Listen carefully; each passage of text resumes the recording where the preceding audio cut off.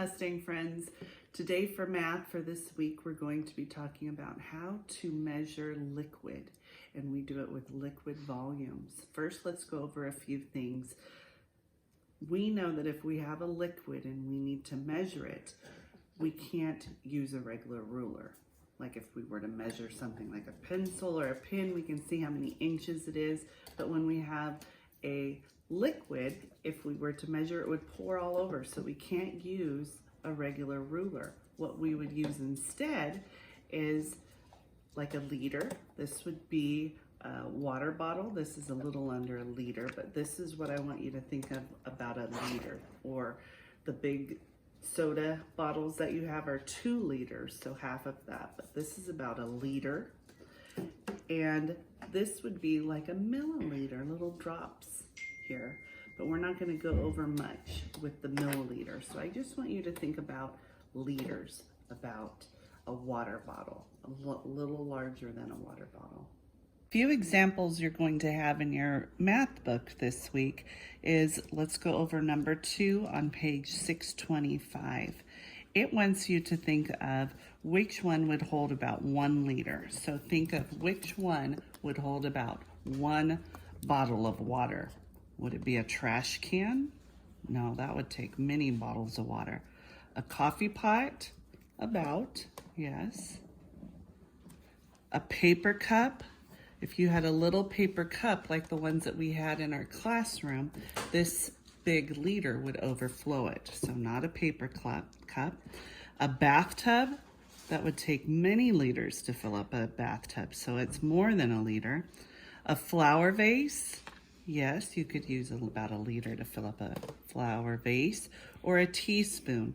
Teaspoon would be just a teeny amount of the water, so it wouldn't be that.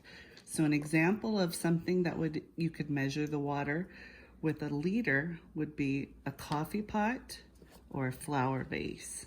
Even though in my coffee pot, I like a lot more than 1 liter.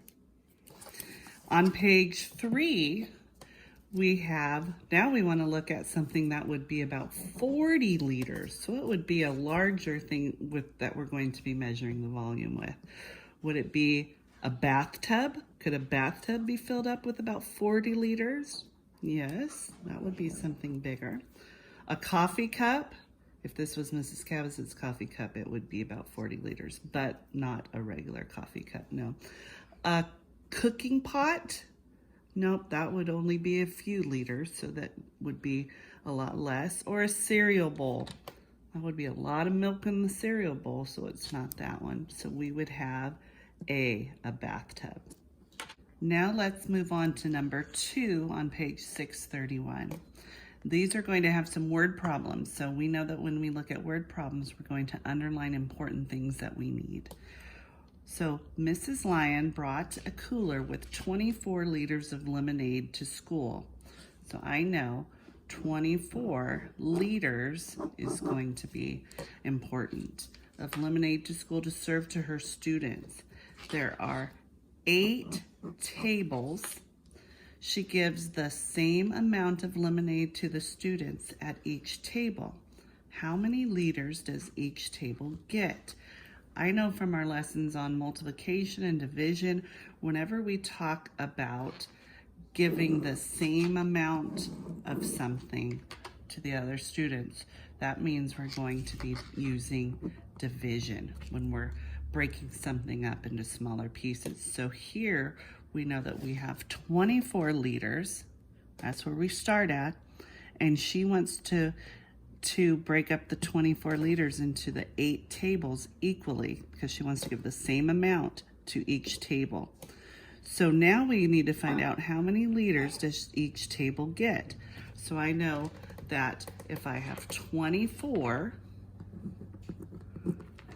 and I have 8 tables, I know 8 times what would equal 24?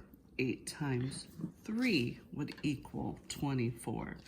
So the answer would be 3, but not just 3 liters. Don't forget to write what we're looking for. So each table gets 3 liters. And if you go down to number 3, it's going to ask you to write a division equation for that.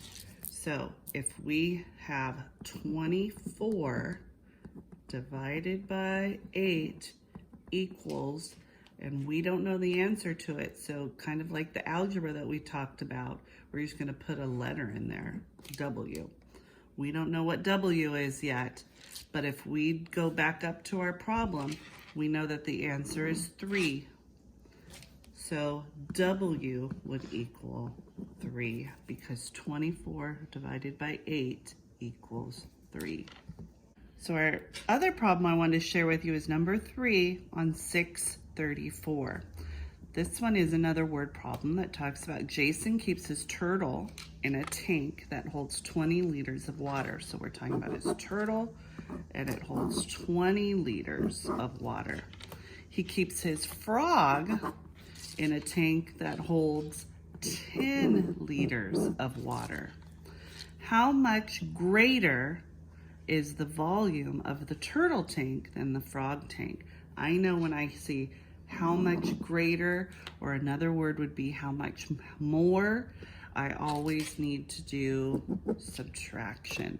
Like our saying from first grade, how many more?